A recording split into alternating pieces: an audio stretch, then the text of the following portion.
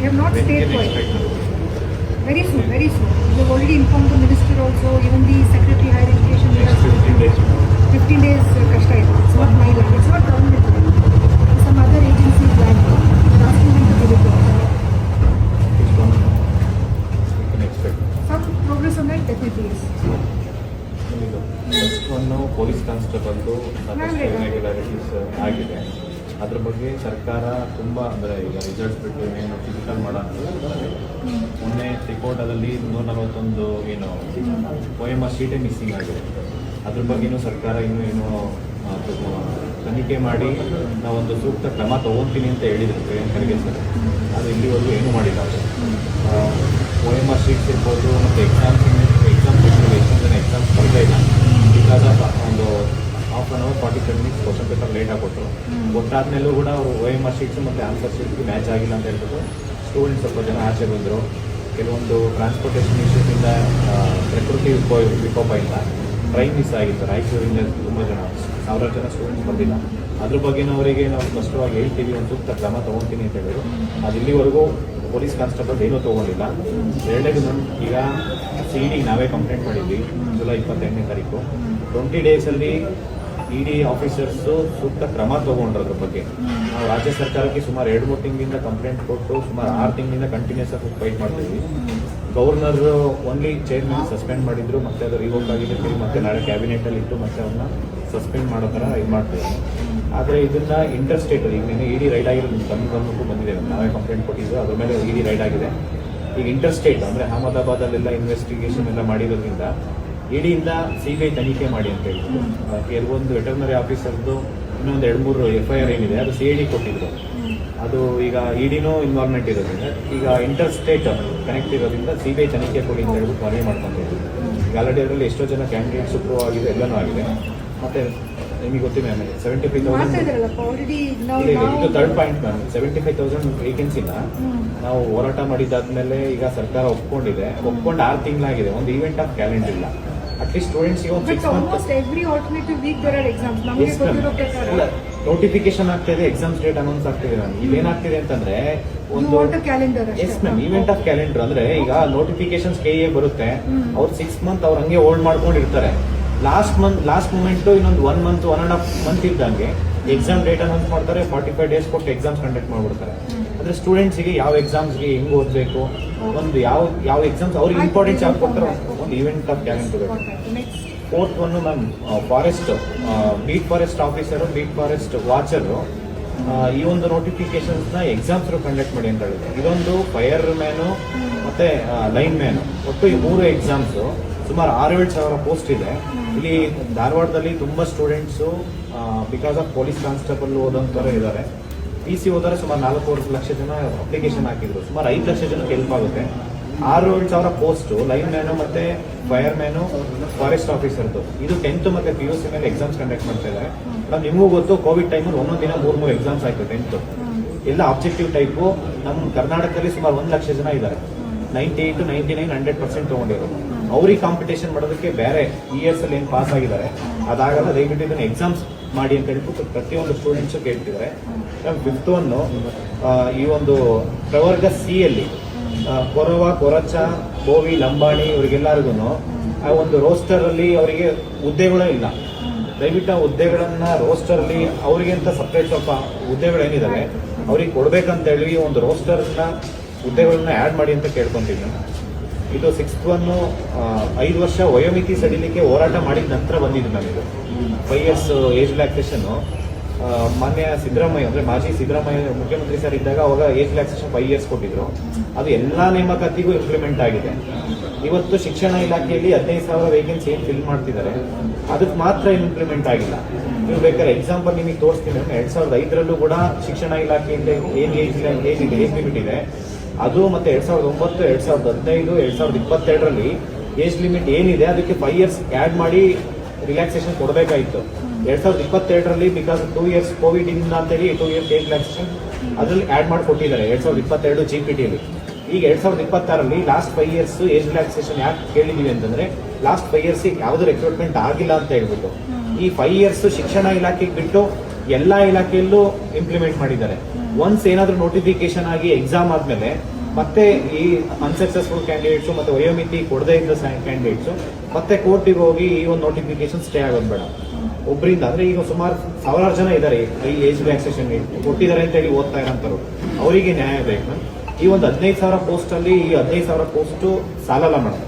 ಇನ್ನು 10,000 post Kannada teachers ಇರ್ಬೋದು, ಉರ್ದು ಇರ್ಬೋದು, English teachers, Marathi teacher, maths teacher, Hindi teacher, ಎಲ್ಲಾ ಟೀಚರ್ಸ್ ಇದ್ರ ಸಬ್ಜೆಕ್ಟ್ ವೈಸ್. ಇಂಗ್ಲಿಷ್ ಟೀಚರ್ ಸಬ್ಜೆಕ್ಟೇ ಇಲ್ಲ ಮೇಡಮ್. ಇದು 10,000 ಪೋಸ್ಟ್ ಆಡ್ ಮಾಡ್ಬೇಕು. ಯಾಕೆ ಆಡ್ ಮಾಡ್ಬೇಕು ಅಂತ ಹೇಳ್ತೀನಿ ಮೇಡಮ್. ಈ ಒಂದು ಶಿಕ್ಷಣ ಇಲಾಖೆಯಿಂದ ಮೋರ್ ದೆನ್ 80,000 ವೇಕೆನ್ಸಿ ಇದೆ. Every year school colleges close ಆಗ್ತಾ ಇದೆ ಬಿಕಾಸ್ ಆಫ್ ರೆಕ್ರೂಟ್ಮೆಂಟ್ ಆಗ್ತಾ ಇಲ್ಲ ಅಂತ ಹೇಳಿ. ಟೀಚರ್ಸ್ ಇಲ್ಲ ಅಂತ ಹೇಳ್ಬಿಟ್ಟು ಇವತ್ತು ಅಡ್ಮಿಷನ್ಸ್ ಆಗ್ತಾ ಇಲ್ಲ, ಅಡ್ಮಿಷನ್ ಡ್ರಾಪ್ ಔಟ್ ಆಗ್ತಾ ಇದೆ. ದಯವಿಟ್ಟು ಅದನ್ನ ಇನ್ನೂ 10,000 ಪೋಸ್ಟ್ ಆಡ್ ಮಾಡಿ ಅಂತ ಹೇಳ್ಬಿಟ್ಟು ಕ್ಯಾಬಿನೆಟ್ ಅಲ್ಲಿ ಕೇಳ್ಕೊಬೇಕಂತ ಕೇಳ್ತೀವಿ. PSI ಹುದ್ದೆಗಳಂತೂ 253 ಪೋಸ್ಟ್ ಇದೆ ಮೇಡಮ್. ಇದು 2022, 23, 24 300 ಪೋಸ್ಟ್, ಟೋಟಲ್ 600 ಪೋಸ್ಟ್ 2000 ಅವಾಗಲೇ ಆಗಿತ್ತು. 3 years ಬ್ಯಾಕ್ ಅಪ್ರೂವಲ್ ಆಗಿತ್ತು FD ಇಂದ. ಇವಾಗ ಬರೀ 253 ಇದೆ. ಇದನ್ನ 600 ಪೋಸ್ಟ್ ಮಾಡಬೇಕು. ಪ್ಲಸ್ ಸೋಕೋ ಇದೆ ನಮ್ಗೆ. ಅದರಲ್ಲಿ scene of crime officer, officer 500 post ಇವಾಗಿಂದ ಇಲ್ಲ ಮೇಡಮ್. ಸುಮಾರು ವರ್ಷದಿಂದ ಕೇಳ್ತಾ ಇದೀವಿ, 5 ವರ್ಷದಿಂದ ಕೇಳ್ತಾ ಇದೀವಿ. 5 ವರ್ಷದಿಂದ ರೆಕ್ರೂಟ್ಮೆಂಟ್ ಆಗಿಲ್ಲ. ಈ ಒಂದು ಪೋಸ್ಟ್ ಈಗ ಅದನ್ನ ನೋಟಿಫಿಕೇಶನ್ ಮಾಡ್ಬೇಕಂತ ಹೇಳ್ಬಿಟ್ಟು ಗೃಹ ಸಚಿವರಿಗೆ ಕೇಳ್ಬೇಕಂತ ಹೇಳ್ತೀವಿ ಮೇಡಮ್. ಇದು ಏನು ಎಕ್ಸಾಮ್ಸ್ ಬರೀಬೇಕಾದ್ರೆ ನಿಮಗೂ ಗೊತ್ತಿದೆ, ಲಾಸ್ಟ್ ಟೈಮ್ ಎಷ್ಟೋ ಜನ ಸ್ಟೂಡೆಂಟ್ಸ್ ಟ್ರೈನ್ ಅಡ್ಡ ನಿಂತ್ಕೊಂಡಿದ್ರು ಬಿಕಾಸ್ ಆಫ್ ಟ್ರಾನ್ಸ್ಪೋರ್ಟೇಷನ್ಗೆ. ಅಂದ್ರೆ ಟ್ರೈನಲ್ಲಿ ಜಾಗ ಇಲ್ಲ ಅಂತ ಹೇಳ್ಬಿಟ್ಟು ಎಕ್ಸಾಮ್ ಬರೆಯೋ ದಿನ ಟ್ರಾನ್ಸ್ಪೋರ್ಟೇಷನ್ ಒಂದು ಸ್ಟೇಟ್ ಗೌರ್ಮೆಂಟ್ ಫ್ರೀ ಕೊಡಬೇಕು, ಮತ್ತೆ ಸೆಂಟ್ರಲ್ ಗೌರ್ಮೆಂಟ್ಗೆ ಅವರು ಅಟ್ಲೀಸ್ಟ್ ಟ್ರೈನ್ ಎಕ್ಸ್ಟ್ರಾ ಟ್ರೈನ್ ಆ ಎಕ್ಸಾಮ್ ದಿನ 2 ದಿನ ಅಡ್ಮಿಟ್ ಕಾರ್ಡ್ ತೋರಿಸಿದ್ರೆ ಫ್ರೀ ಆಫ್ ಅಂದ್ರೆ ಟ್ರಾನ್ಸ್ಪೋರ್ಟೇಷನ್ ಫ್ರೀ ಮಾಡ್ಬೇಕಂತ ಹೇಳಿ. ಯಾಕೆಂದ್ರೆ ಎಕ್ಸಾಮ್ ಬರೋಂಥವ್ರು ಲಕ್ಷಾಂತರ ಜನ ಪ್ರತಿ ಒಂದು ವಾರನೂ ಎಕ್ಸಾಮ್ಸ್ ಇದೆ ಅವರಿಗೆ. ಪ್ರತಿ ವಾರ ಅವ್ರಿಗೆ ಟ್ರಾನ್ಸ್ಪೋರ್ಟೇಷನ್ಗೆ 5,000 ಹೋಗುತ್ತೆ. 4 ವಾರ ಇನ್ ಟ್ರಾನ್ಸ್ಪೋರ್ಟೇಷನ್ ಹೋಯ್ತು ಅಂತಂದ್ರೆ 20,000 ಅದಕ್ಕೆ ಬೇಕು. ದಯವಿಟ್ಟು ಸರ್ಕಾರ ಇದನ್ನ ಅಟ್ಲೀಸ್ಟ್ ಟ್ರಾನ್ಸ್ಪೋರ್ಟೇಷನ್ ಆದ್ರೂ ಫ್ರೀ ಕೊಡಬೇಕು. ಯಾವುದೇ ಎಲ್ಲೆಲ್ಲೋ ದುಡ್ಡು ಖರ್ಚು ಮಾಡ್ತಾ ಇದ್ರೆ ಅದನ್ನ ಇದು ಮಾಡ್ಬೇಕಂತ ಹೇಳಿ. ನೆಕ್ಸ್ಟ್ ಅಂದ್ರೆ ಮ್ಯಾಮ್ ಸರ್ಕಾರ ಈಗ ಬರೀ ಸಂಡೇ ಅಷ್ಟೇ ಎಕ್ಸಾಮ್ ಅಲ್ಲ, ಬೇಕಾದ್ರೆ ಸ್ಯಾಟರ್ಡೇನೂ ಎಕ್ಸಾಮ್ ಮಾಡಿ, ಏನು ಪ್ರಾಬ್ಲಮ್ ಇಲ್ಲ. ಬಟ್ ಮೊದಲೇ ತಿಳಿಸಿ ಸ್ಟೂಡೆಂಟ್ಸಿಗೆ ಅಂತ ಹೇಳಿ. ಯಾಕೆಂದ್ರೆ ನಮ್ಮಲ್ಲಿ ಸಂಡೇ ಬಿಟ್ರೆ ಎಕ್ಸಾಮ್ಸ್ ಡೇಟ್ ಸಿಗ್ತಾ ಇಲ್ಲ ನಮಗೆ. ಸಂಡೇನೇ ಮಾಡ್ಬೇಕಂದ್ರೆ ಎಲ್ಲ ವೇಕೆನ್ಸಿ ಬಿಲ್ ಮಾಡೋಕ್ಕಾಗಲ್ಲ ಅಂತ ಹೇಳಿ ನಮ್ ಸ್ಯಾಟರ್ಡೇನೂ ಎಕ್ಸಾಮ್ಸ್ ಮಾಡಿ, ತೊಂದರೆ ಇಲ್ಲ. ಈಗ ಕಡಿಮೆ ಇರೋಂಥ ಪೋಸ್ಟ್ ಬೇಕಾದ್ರೆ ಸ್ಕೂಲ್ಸ್ ಸಿಗ್ತಾ ಇಲ್ಲ ಅಂದ್ರೂ ಕಡಿಮೆ ಇರೋ ಪೋಸ್ಟ್ ಸ್ಯಾಟರ್ಡೇ ಕಡಿಮೆ ಸ್ಕೂಲ್ಸ್ ತಗೊಂಡು ಎಕ್ಸಾಮ್ಸ್ ಕಂಡಕ್ಟ್ ಮಾಡ್ಬೋದು. 1 ಲಕ್ಷ 2 ಲಕ್ಷ ಅಪ್ಲಿಕೇಶನ್ ಬರೋಂಥದ್ದು ಡಿಪಾರ್ಟ್ಮೆಂಟಲ್ ಎಕ್ಸಾಮ್ಸ್, ಆ ತರ ಟೆಕ್ನಿಕಲ್ ಎಕ್ಸಾಮ್ಸ್. ಈ ಒಂದು ಎಕ್ಸಾಮ್ಸ್ ಬೇರೆ exams 4 lakh 5 lakh exam students exam ಬರೆಯೋದನ್ನ ಸಂಡೇ ಎಕ್ಸಾಮ್ಸ್ ಮಾಡಿ ಅಂತ ಕೇಳ್ಕೊಂತೀವಿ ನಮ್ಮದನ್ನ. ಮತ್ತೆ ಇದು ಅವಾಗ ಕೇಳಿದ್ವಲ್ಲ ಮೇಡಮ್, ವಿದ್ಯಾರ್ಥಿ ಕ್ಯಾಂಟೀನ್ ಮತ್ತೆ ಇಲ್ಲಿ ಬೆಂಗಳೂರಲ್ಲೂ ಆಗ್ಬೇಕು ಮೇಡಮ್, ಇಲ್ಲಿ ಧಾರವಾಡದಲ್ಲೂ ಆಗ್ಬೇಕು. ಧಾರವಾಡದಲ್ಲಿ ಅಟ್ಲೀಸ್ಟ್ ಸ್ವಲ್ಪ ಬೇಗ ಮಾಡಿ ಅಂತ ಹೇಳ್ಬಿಟ್ಟು ಕೇಳ್ತಾ ಇದೀವಿ. ಮತ್ತೆ ITI ಈಗ ನೋಡಿ ma'am, PUC equal to ITI ಅಂತ ಇದೆ. ITIಗೆ ಈಗ ಡಿಗ್ರಿ ಮಾಡೋದಕ್ಕೆ ಅವಕಾಶ ಮಾಡಿಕೊಟ್ಟಿದ್ದಾರೆ, ಎಲ್ಲದಕ್ಕೂ ಅವಕಾಶ ಇದೆ. ITI ಮಾಡಿದವ್ರಿಗೆ ಈಕ್ವಲ್ ಟು PUC ಅಂತ ಇದೆ. ಆದ್ರೆ ಅಪ್ಲಿಕೇಶನ್ ಹಾಕ್ಬೇಕಾದ್ರೆ PU ಮೇಲೆ ಏನು ಮುಂಚೆ ಎಲ್ಲ ಪೊಲೀಸ್ ಕಾನ್ಸ್ಟೇಬಲ್ ಮತ್ತೆ KSRTC ಕಾನ್ಸ್ಟೇಬಲ್ ಅದೆಲ್ಲರೂ 10th ಮೇಲೆ ನೋಟಿಫಿಕೇಶನ್ ಆಗ್ತಾ ಇತ್ತು. ಇವಾಗ ಸಡನ್ ಆಗಿ 10th ಬಿಟ್ಟು PUC ಮೇಲೆ ತಗೊಂತಾ ಇದ್ದಾರೆ ಮೇಡಮ್. PUC ಮೇಲೆ ಏನಾಗಿದೆ ಅಂತಂದ್ರೆ ಈ ಸಮಸ್ಯೆ, NIOS ಸರ್ಟಿಫಿಕೇಟ್ ಬೇಕಂತ ಹೇಳ್ತಿದ್ದಾರೆ. ನ್ಯಾಷನಲ್ ಇನ್ಸ್ಟಿಟ್ಯೂಟ್ ಆಫ್ ಅದು ಓಪನ್ ಸ್ಕೂಲಿಂಗ್ ಲ್ಯಾಂಗ್ವೇಜ್ ಎಕ್ಸಾಮ್ ಬರೀಬೇಕು. ಅದು ಲ್ಯಾಂಗ್ವೇಜ್ ಮ್ಯಾಮ್ ಅವ್ರಿಗೆ ಗೊತ್ತಿದ್ರೆ ಮೊದಲೇ ಬರೀತಿದ್ರಿ ಎಕ್ಸಾಮ್ಸ್ಗೆ ಪರ್ಪಸ್ ಆಗಿ. 6 months ವೆಯ್ಟ್ ಮಾಡ್ಬೇಕಾ ಎಕ್ಸಾಮ್ ಬರೀಬೇಕಂತಂದ್ರೆ.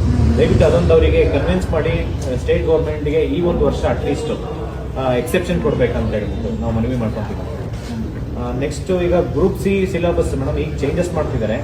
ಗ್ರೂಪ್ C ಸಿಲೆಬಸ್ಗೆ ಕನ್ನಡನೇ ಇರಬೇಕು ಅಂತ ಹೇಳಿ. GK 1 ಪೇಪರ್ ಕನ್ನಡ ಅಂದ್ರೆ ಅದು ಗ್ರಾಮ್ಯಾಟಿಕ್ ಇರುತ್ತೆ ಕನ್ನಡ ಅಂತ. ಈಗ ಇದು ಸಂಧಿ ಸಮಾಸ ವಿರುದ್ಧಾರ್ಥಕ ಪದಗಳು ಸಾಹಿತಿ ಇದೆಲ್ಲ ಆ ಸಬ್ಜೆಕ್ಟ್ ವೈಸ್ ಕನ್ನಡ ಸಬ್ಜೆಕ್ಟೇ ಇರ್ಬೇಕಂತ ಹೇಳಿ. ಮುಂಚೆಯಿಂದ ಮೊದಲು ಅದೇ ಇದರ ಇತ್ತು FD STಗೆ.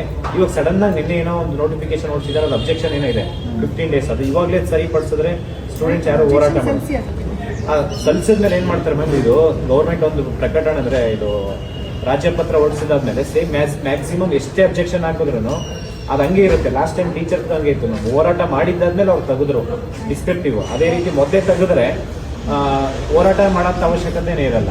ಅದಕ್ಕೋಸ್ಕರ ಹೇಳ್ತಾ ಇದೀವಿ. ಇನ್ನೊಂದು FD ST ಏನೋ ಒಂದು post same ma'am group C ಸಿಲೆಬಸ್ಗೆ ಅದು ಟೆಕ್ನಿಕಲ್ ಪೇಪರ್ ತೆಗೆದು ಕಮ್ಯುನಿಕೇಶನ್ ಪೇಪರ್ ಇಡಿ ಅಂತ ಕೇಳ್ತಾ ಇದ್ದಾರೆ. FD STಗೂ ಅಷ್ಟೇ ಕನ್ನಡ 1 ಪೇಪರ್ ಒಂದು GK ಪೇಪರ್ ಇರಲಿ ಅಂತ ಕೇಳ್ತಾ ಇದ್ರು. ಮತ್ತೆ ಇದು ಕೃಷಿ ವಿಶ್ವವಿದ್ಯಾಲಯ ಲಾಸ್ಟ್ ಟೈಮ್ ಅದು FDA ಪೋಸ್ಟ್ ಎಕ್ಸಾಮ್ ಆಗಿದೆ, ಇನ್ನೂ ರಿಸಲ್ಟ್ಸ್ ಕೊಟ್ಟಿಲ್ಲ ಅಂತ ಹೇಳಿ. ಅದು ನಾವು ಬೆಂಗಳೂರು ಒಂದ್ಸತಿ ಮಾತಾಡ್ತೀವಿ ಮ್ಯಾಮ್.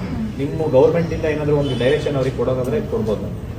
ಇನ್ನೊಂದು BCom ಮಾಡಿರೋದು BCom ಪದವೀಧರ ಅಭ್ಯರ್ಥಿಗಳಿಗೆ ಸಹಕಾರ ಸಂಘ ಮತ್ತೆ ಲೆಕ್ಕ ಸಹಾಯಕ ಹುದ್ದೆಗಳಿಗೆ ನೇಮಕಾತಿ ಶೀಘ್ರದಲ್ಲಿ ಅಂದ್ರೆ ಅದು ನೋಟಿಫಿಕೇಶನ್ ಮಾಡಿಲ್ಲ ಮ್ಯಾಮ್. ಆಕ್ಚುಲಿ ಅದು ನೋಟಿಫಿಕೇಶನ್ ಮಾಡಿ ಅಂತ ಕೇಳ್ತಾ ಇದ್ರು. ಅಪೆಕ್ಸ್ ಬ್ಯಾಂಕ್ ತುಂಬಾ ಸತಿ ನಾವೇ ಹೋಗಿ ಮನವಿ ಮಾಡ್ಕೊಂಡಿದ್ವಿ, ಅಲ್ಲಿ ಎಲೆಕ್ಷನ್ ಆಗಿರ್ಲಿಲ್ಲ, ಅಲ್ಲಿ ಚೇರ್ಮನ್ ಬಂದಿರ್ಲಿಲ್ಲ ಅಂತ ಹೇಳ್ತಿದ್ರು. ಇವಾಗ ಮತ್ತೆ ಮಿನಿಸ್ಟ್ರು ಇಲ್ಲ ಅಂತಾನೆ ಹೇಳ್ತಿದ್ರು ತುಂಬಾ ದಿನದಿಂದ. ಇವಾಗ ಆಲ್ಮೋಸ್ಟ್ ಮಿನಿಸ್ಟರ್ ಇದ್ದಾರೆ, ಎಲೆಕ್ಷನ್ ಆಗಿದೆ, ಎಲ್ಲನೂ ಆಗಿದೆ. ಅಪೆಕ್ಸ್ ಬ್ಯಾಂಕ್ ರಿಸಲ್ಟ್ಸ್ ಬಿಡಿ ಅಂತ ಹೇಳ್ಬಿಟ್ಟು ಸರ್ಕಾರಕ್ಕೆ ನೀವು ಮನವಿ ಮಾಡ್ಕೊಂಡ್ರೆ ಕರೆಕ್ಟ್ ಇರುತ್ತೆ. ಲಾಸ್ಟ್ ಒಂದು GPT ಮ್ಯಾಮ್ 2022ರಲ್ಲಿ ಎಕ್ಸಾಮ್ ಆಗಿತ್ತು. GPT ಒಂದು ಎಕ್ಸಾಮ್ ಆಗಿ ಸುಮಾರು 4 ವರ್ಷ ಆಯ್ತು. 13,000 ಪೋಸ್ಟ್ ಇತ್ತು ಮ್ಯಾಮ್. ಇನ್ನು 650 ಪೋಸ್ಟ್ ಅಡಿಷನಲ್ ಲಿಸ್ಟ್ ಬಿಡೋದಿದೆ.